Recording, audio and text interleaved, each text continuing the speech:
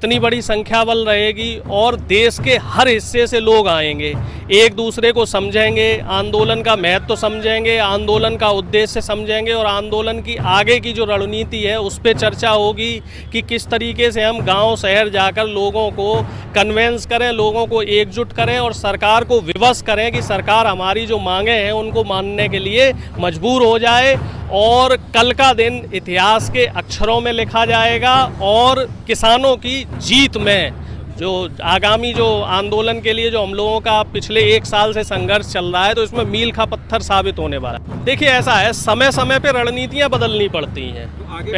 पहले हमें लग रहा था कि शायद दिल्ली के बॉर्डर के आसपास बैठकर सरकार जो सोई हुई सरकार है वो हमारी बात सुनेगी, लेकिन अब सरकार को जगाने के लिए हमें संख्या बल बढ़ाना पड़ेगा। जो हमारे पास संख्या बल था शायद उतना संख्या बल पर्याप्त नहीं था सरकार को जगाने के लिए, तो और अगर जरूरत पड़ी तो इससे बड़ी भी महापंचायतें होंगी, करोड़ों की संख्या में भी लोग आएंगे, क्योंकि देश में 70% से ज़्यादा लोग सिर्फ किसानी से जुड़े हुए हैं। तो अगर हम उसका 10% भी ले लें तो कम से कम 10 करोड़ लोग हमारे साथ एकजुट होकर एक स्वर में बात करने को तैयार है और सरकार के खिलाफ लड़ने के लिए तैयार है। और ये संघर्ष है, और संघर्ष जो है वो हमारे वजूद का संघर्ष है, हमारी ज़मीन का संघर्ष है और हमारे आने वाली पीढ़ी के लिए संघर्ष है। और अगर हम ये संघर्ष अभी संघर्ष नहीं करेंगे तो हो सकता है हमारे आने वाली पीढ़ियों को पछताना पड़ जाए।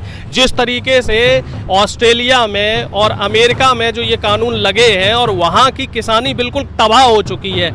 आपको जान के ताज्जुब होगा कि जो अमेरिका में जो ये कृषि कानून लगा है उसका दुष्परिणाम इस तरीके से आया है कि सिर्फ 2% किसान वहाँ बचा है और वो भी 2% किसान है वो सिर्फ सरकार द्वारा दी गई सब्सिडी के सहारे ही जीवित है। अगर वहाँ की सरकार उनको सब्सिडी ना दे तो वो किसान भी तबाह हो जाएगा। तो ये चीज़ हमें समझने की ज़रूरत है कि ये जो कानून है ये सिर्फ कॉरपोरेट जगत को बढ़ावा देने के लिए है। ये छोटे किसान या बड़ा किसान कोई भी हो, इनको ये तबाह कर देगा। लोहिया जी की राम मनोहर लोहिया जी की एक बात बहुत अच्छी है जो हम सब लोगों को याद रखनी चाहिए कि विपक्ष निकम्मा हो, संसद आवारा हो तो जनता को सड़क पर उतरना ही पड़ता है। इस समय विपक्ष अपनी भूमिका को मजबूती से नहीं निभा रहा है और जो संसद है या फिर हम कह लें सत्ता पक्ष है ये निरंकुश हो चुका है, ये व्यापारियों के हाथ में चला जा चुका है। इसको जनता के दुख दर्द से अब कोई लेना देना नहीं है। तो देश की जो जनता है,